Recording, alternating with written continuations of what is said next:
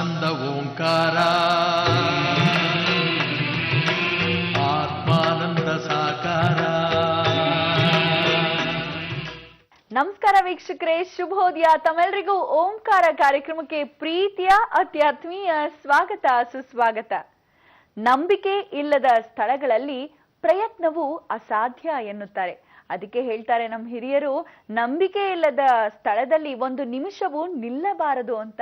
ಬನ್ನಿ ಗುರೂಜಿ ಅವರನ್ನ ಕಾರ್ಯಕ್ರಮಕ್ಕೆ ಸ್ವಾಗತಿಸೋ ಹೊತ್ತಾಗಿದೆ. ಶ್ರೀಯುತರು ಖ್ಯಾತ ಜ್ಯೋತಿಷ್ಯರು, ಸಂಖ್ಯಾ ಶಾಸ್ತ್ರಜ್ಞರು, ಸದಾದೇವಿ ಔಪಾಸಕರು ಹಾಗೂ ವೈಬ್ರೇಷನ್ ಗುರುಗಳು ಹೌದು, ಶ್ರೀ ಶ್ರೀ ರವಿಶಂಕರ್ ಗುರೂಜಿ ಅವರು. ಗುರುಜಿ ನಮಸ್ಕಾರ. ಓಂಕಾರ ಕಾರ್ಯಕ್ರಮಕ್ಕೆ ಪ್ರೀತಿಯ ಸ್ವಾಗತ ಗುರುಜಿ ತಮ್ಗೆ. ನಮಸ್ತೆ ಶಂಕರ. ಗುರುಜಿ, ಇವತ್ತು ಸೋಮವಾರ, ಯಾವೆಲ್ಲ ವಿಶೇಷ ಮಾಹಿತಿ ನಮ್ಗಾಗಿ ಕಾಯ್ತಿದೆ ಚಿಂತನ ಮಂಥನದಲ್ಲಿ, ಜೊತೆಗೆ ನಮ್ಮೆಲ್ಲರ ದಿನ ಭವಿಷ್ಯ ಇವತ್ತು ಹೇಗಿದೆ ಗುರುಜಿ? ವಿಶೇಷವಾಗಿ ಇವತ್ತು ಮಖಾ ನಕ್ಷತ್ರ ಬೆಳಿಗ್ಗೆ 6:35 ಮುಗಿದಿರ್ತಕ್ಕಂಥದ್ದು. ಪುಫಾ ನಕ್ಷತ್ರ ಆರಂಭ ಆಗಿದೆ. ನಂದನ ನಾಮ ಸಂವತ್ಸರ, ವಿಶೇಷವಾಗಿರ್ತಕ್ಕಂಥ ದಕ್ಷಿಣಾಯನದ ಒಂದು ವಿಶೇಷ. ಸೋಮವಾರ, ಶುಕ್ಲ ಪಕ್ಷದ ಷಷ್ಠಿ ತಿಥಿ, ಸಿದ್ಧಿಯೋಗ, ಕೌಲವಕರಣ.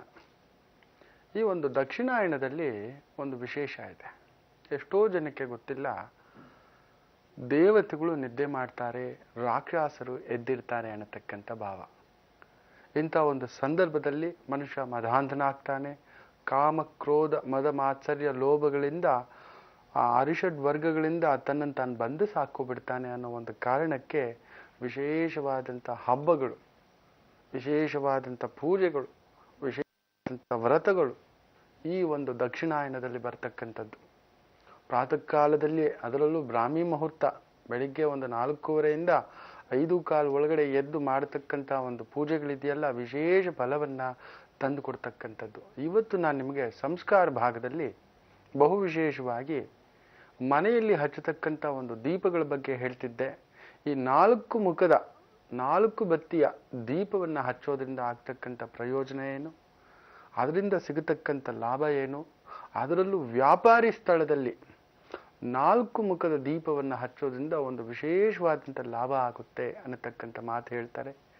ಅದರ ಬಗ್ಗೆ ಸಂಸ್ಕಾರ ಭಾಗದಲ್ಲಿ ತಿಳಿಸ್ಕೊಡ್ತೇನೆ, ಕಾದು ನೋಡಿ. ಇರಲಿ, ಅತಿ ಮುಖ್ಯವಾಗಿ ನಾನು ಯಾವಾಗಲೂ ಏನಾದರೂ ಒಂದು ಚಿಂತನೆಯನ್ನು ನಾನು ನಿಮಗೆ ಹೇಳ್ತಾ ಇರ್ತೇನೆ.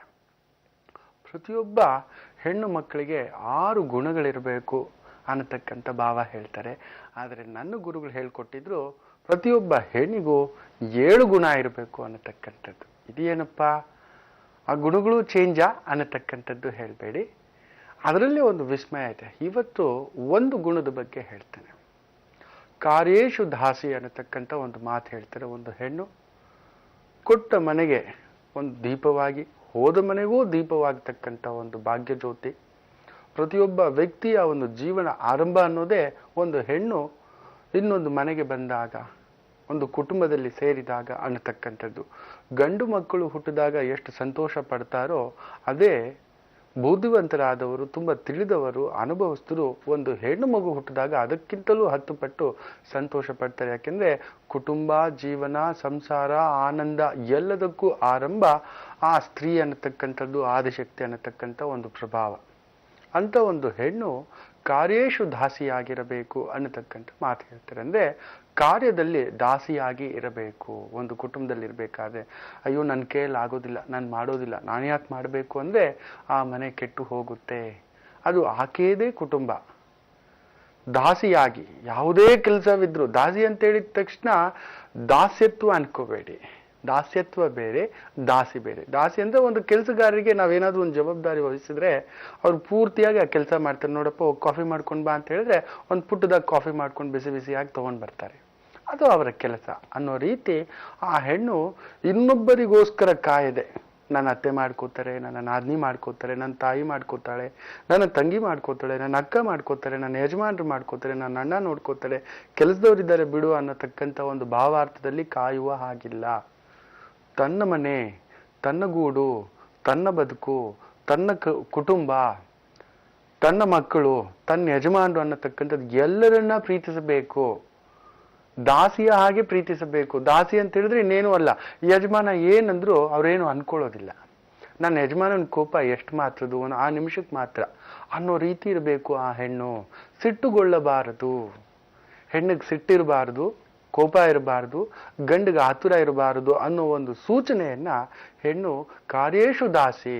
ಸಿಟ್ಟುಕೊಂಡು ನಾನ್ಯಾಕೆ ಮಾಡ್ಬೇಕ್ರಿ, ಹೋಗ್ರಿ ಅಂದ್ರೆ ಮುಗೀತು, ಆ ಮನೆ ಒಡೆದು ಹೋಯ್ತು, ಕುಟುಂಬ ಒಡೆದು ಹೋಯ್ತು, ಸಂಸಾರ ಒಡೆದು ಹೋಯ್ತು, ಮಕ್ಕಳು ದಾರಿ ತಪ್ತಾರೆ, ಗಂಡ ದಾರಿ ತಪ್ತಾರೆ, ಒಡ ಹುಟ್ಟಿದವರು ದಾರಿ ತಪ್ತಾರೆ. ಎಲ್ಲವನ್ನ ತಡ್ಕೊಳ್ತಕ್ಕಂಥ ಸಹನೆ ಬರಬೇಕು. ಇದು ನನ್ನದು, ನನ್ನವರು ಅನ್ನತಕ್ಕಂಥ ಭಾವನೆ ಬರಬೇಕು.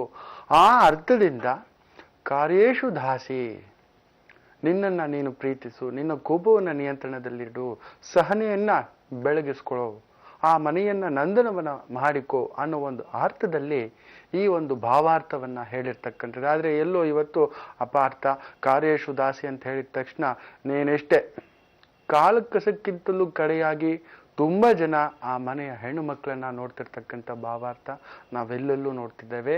ಆ ಒಂದು ಮಾತನ್ನೇ ಹೇಳ್ತಾರೆ.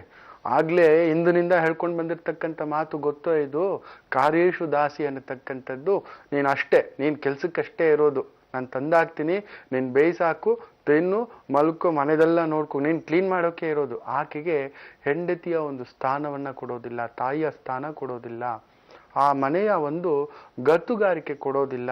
ಬರೀ ಕೆಲಸಕ್ಕೋಸ್ಕರ ಮಾತ್ರ ಇಷ್ಟೇ.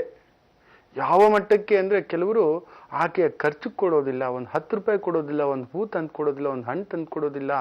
ಬರೀ ಆಕೆ ತಕ್ಕಂಥದ್ದಷ್ಟೇ ಆಗಿಬಿಡುತ್ತೆ. ಎಲ್ಲೋ ಹೆಣ್ಣು ಮಕ್ಕಳ ಮನಸ್ಸು ಮುರುಟೋಗುತ್ತೆ. 30ಕ್ಕೆಲ್ಲ ಬಾಗಿಬಿಡ್ತಾರೆ, 40ಕ್ಕೆಲ್ಲ ಅನಾರೋಗ್ಯ, 50ಕ್ಕೆಲ್ಲ ವೃದ್ಧಾಪ್ಯ, 60ಕ್ಕೆಲ್ಲ ಮುಗಿದು ಹೋಯ್ತು ಕತೆ ಅನ್ನತಕ್ಕಂಥದ್ದು. ಜೀವನ ಆರಂಭ ಆಗೋದು 30ರ ಮೇಲೆ. ಈಗಿನ ಹೆಣ್ಣು ಮಕ್ಕಳನ್ನ ನೋಡಿ 30ರ ಆಸುಪಾಸಿನಲ್ಲಿ ಏನೋ ಹೋಗಿ ಗುರುಜಿ ಎಲ್ಲ ಮುಗಿದೋಯ್ತು, ಏನೋ ಬರೀ ಬೆಳಿಗ್ಗೆ ಎದ್ದೋಳೋದು, ಸ್ನಾನ ಮಾಡೋದು, ಅವ್ರಿಗೆ ಬೇಯಿಸಿ ಹಾಕೋದು, ತಿಂತಾರೆ, ಅವ್ರ ಪಾಡಿಗೆ ಹೋಗ್ತಾರೆ, ಮನೆಯೆಲ್ಲ ಕ್ಲೀನ್ ಮಾಡು, ಎತ್ತಿಡು, ಇಷ್ಟೇ. ರಾತ್ರಿ ಬರ್ತಾರೆ, ತಿನ್ನು, ಮಾಡಿರೋದು, ಮಲಕ್ಕೋ. ನನ್ನ ಕೆಲಸ ನಾಯಿ ಪಾಡಾಗ್ಬಿಟ್ಟಿದೆ, ಕೆಲಸದೊಳಗಿಂತ ಕಡೆ ಆಗಿಬಿಟ್ಟಿದೆ ಅನ್ನತಕ್ಕಂಥ ಭಾವಾರ್ಥ. ಅಲ್ಲಿ ಕಾರ್ಯೇಶು ದಾಸಿ ಅಂತ ಹೇಳಿದ್ರೆ ಕುಟುಂಬವನ್ನ ಬೆಳಗತಕ್ಕಂಥ ಹೆಣ್ಣುಮಗು ಅಂತ ಅರ್ಥ. ಅವಳಿಗೆ ಅಧಿಕಾರ ಕೊಡ್ತಕ್ಕಂಥದ್ದು, ಆ ಕುಟುಂಬದ ಪರಿಪೂರ್ಣ ಅಧಿಕಾರ, ಅಂತಸ್ತು, ವೈಭೋಗ ಎಲ್ಲವನ್ನ ಆಕೆಯ ಸುಪರ್ದಿಗೆ ಕೊಟ್ಟು ಹೊರಗಡೆಯ ಜವಾಬ್ದಾರಿ ಗಂಡು ತೆಗೆದುಕೊಳ್ತಕ್ಕಂಥ ಒಂದು ಭಾವಾರ್ಥ ಈ ಒಂದು ಮಾತಿನಲ್ಲಿರ್ತಕ್ಕಂಥದ್ದು. ಸೊ ಇನ್ಮೇಲೆ ಹೆಣ್ಮಕ್ಳು ಕಾರ್ಯೇಶು ದಾಸಿ ಅಂದ್ರೆ ನಾವು ಬರೀ ಕೆಲ್ಸಕ್ಕಷ್ಟೇ ಅಂತ ಅನ್ಕೋಬೇಡಿ. ಅದು ನಿಮ್ಮ ಮನೆ, ನಿಮ್ಮ ಕುಟುಂಬ. ಸಿಟ್ಟುಗೊಳ್ಳಬೇಡಿ, ಕೋಪಕ್ಕೆ ನಿಮ್ಮ ಮೂಗನ್ನ ಕೊಡಬೇಡಿ. ಕುಟುಂಬ ಒಡೆದೋಗ್ಬಿಡುತ್ತೆ, ಮನೆ ಒಡೆದೋಗುತ್ತೆ. ಎರಡು ಹೊಡೆದ್ರೂ ಪರವಾಗಿಲ್ಲ, ಮನಸ್ಸು ಹೊಡೆತು, ಜೀವನ ಮುಗೀತು ಅನ್ನತಕ್ಕಂಥದ್ದು ಆಗಿ ಬಿಡುತ್ತೆ. ಒಳ್ಳೆಯದೋ ಕೆಟ್ಟದ್ದೋ ಏರುಪೇರುಗಳು ಆಗುತ್ತೆ. ನಾವು ನೆನೆಸಿದ್ದೆಲ್ಲ ನಮಗೆ ಸಿಕ್ಕಿಬಿಟ್ರೆ ಗೆದ್ದು ಬಿಡ್ತೇವೆ, ನಾವೇ ದೇವರಾಗ್ಬಿಡ್ತೇವೆ ಅಲ್ವಾ. ಸೊ ಅದರಿಂದ ಆ ಕೋಪಕ್ಕೆ ಇಷ್ಟೇನಾ ತಂದು ಹಾಕೋದು, ನಿಮ್ಮ ಕೈಯಲ್ಲಿ ಇಷ್ಟೇನಾ, ಇದಿಷ್ಟೇನಾ, ಮಾಡೋಲ್ಲ, ನೋಡಲ್ಲ ಅನ್ನತಕ್ಕಂಥದ್ದು ಯಾವತ್ತಿಗೂ ಇಂಬು ಕೊಡಬೇಡಿ. ಇದು ನನ್ನದು, ನನ್ನ ಕೆಲಸ, ನನ್ನ ಮನೆಯನ್ನ ರಕ್ಷಣೆ ಮಾಡೋದು, ಪ್ರೀತಿ ಮಾಡೋದು, ಅಪ್ಕೊಳ್ಳೋದು, ಇದೆಲ್ಲವೂ ನನ್ನದು ಅನ್ನತಕ್ಕಂಥ ಸ್ವಲ್ಪ ಸ್ವಾರ್ಥವಾಗಿ ಜೀವನ ಕಟ್ಟಿ, ಸ್ವಾರ್ಥವಾಗಿ, ನಿಸ್ವಾರ್ಥ ಅಲ್ಲ. ಹೆಣ್ಮಕ್ಳಿಗೆ ಸ್ವಾರ್ಥ ಇರಬೇಕು, ಇದ್ರೇನೆ ಚಂದ. ಎಷ್ಟೋ ಜನಕ್ಕೆ ಗೊತ್ತಿಲ್ಲ, ನಿಸ್ವಾರ್ಥ ಅಂತಾರೆ. ಅವರು ಸ್ವಾರ್ಥವಾಗಿರೋದ್ರಿಂದಲೇ ನಾವೆಲ್ಲ ಈ ರೀತಿ ಒಂದು ಅದ್ಭುತವಾಗಿರ್ತಕ್ಕಂಥದ್ದು. ಅವರು ನಿಸ್ವಾರ್ಥವಾಗಿ ಇನ್ನೂ ನನ್ನಮ್ಮ ನನ್ನಪ್ಪ ಅನ್ನತಕ್ಕಂಥದ್ದು ಆಸೆ ಇಟ್ಕೊಂಡ್ರೆ ಗಂಡನ ಮನೇಲಿ ಇರಲಿಕ್ಕಾಗಲ್ಲ. ಮಕ್ಕಳಾದ ಮೇಲೆ ಇನ್ನೂ ಗಂಡ ಅಂತ ಪ್ರೀತಿ ಅಂತ ತೋರ್ಸ್ಕೊಳ್ತಾ ಅಲ್ಲಿ ನಿಸ್ವಾರ್ಥವಾಗಿದ್ರೆ ಇಲ್ಲಿ ಯಾರು ನೋಡ್ತಾರೆ? ಆಕೆ ಸ್ವಾರ್ಥಿ ಆಗ್ಬೇಕು. ಅಲ್ಲಿ ಮರೆತು ಗಂಡನ್ ನೋಡ್ಬೇಕು, ಮಗು ಆದ್ಮೇಲೆ ಗಂಡನ್ ಮರೆತು ಮಗುನ್ ನೋಡ್ಬೇಕು, ಮೊಮ್ಮಗು ಆದ್ಮೇಲೆ ಮಕ್ಕಳನ್ನು ಮರೆತು ಮೊಮ್ಮಕ್ಕಳನ್ನ ನೋಡ್ಬೇಕು. ನಿಮ್ಮನ್ನ ಎತ್ತ ಆಚೆ ಸಾಕು ಹೋಗ್ರೋ, ನನ್ ಮೊಮ್ಮಗನ್ನ ಆಡಿಸ್ಬೇಕು, ಹೋಗ್ರಿ, ಇನ್ನೂ ನಾಚಿಕೆ ಬಿಟ್ಟಿಲ್ವಾ, ಇನ್ನೂ ಮಕ್ಕಳಾಯ್ತು ಮೊಮ್ಮಕ್ಕಳಾಯ್ತು, ಇನ್ನೂ ಸೆರಗಿಟ್ಕೊಂಡು ಇಲ್ಲಿ ಬಂದು ಕೂತ್ಕೋತೀರಾ. ಹಾಗೆ ಸ್ವಾರ್ಥಿ ಆಗ್ಬೇಕು. ಹಾಗಿದ್ರೆ ಮಾತ್ರನೇ ಜೀವನ ಅನ್ನತಕ್ಕಂಥದ್ದು. ಒಳ್ಳೇದಾಗ್ಲಿ. ಇರ್ಲಿ, ಇನ್ನಷ್ಟು ವಿಚಾರಗಳಿದೆ, ಸಮಯ ಹೋಗ್ತಾ ಇದೆ. ನಿಮ್ಮ ರಾಶಿ ಫಲ ಹೇಳ್ಬೇಕು ಅತಿ ಮುಖ್ಯವಾಗಿ. ಅದರಲ್ಲೂ ಶುಕ್ರ ನಕ್ಷತ್ರ, ವೈಭೋಗ ನಕ್ಷತ್ರ, ಹೆಣ್ಣಿನ ನಕ್ಷತ್ರ ಅನ್ನತಕ್ಕಂಥ ಒಂದು ಭಾವ. ಪುಪಾ ನಕ್ಷತ್ರ ಅಂದ್ರೇನೆ ಒಂದು ರೀತಿ ಭೂದೇವಿ ನಕ್ಷತ್ರ ಅಂತಕ್ಕಂಥದ್ದು.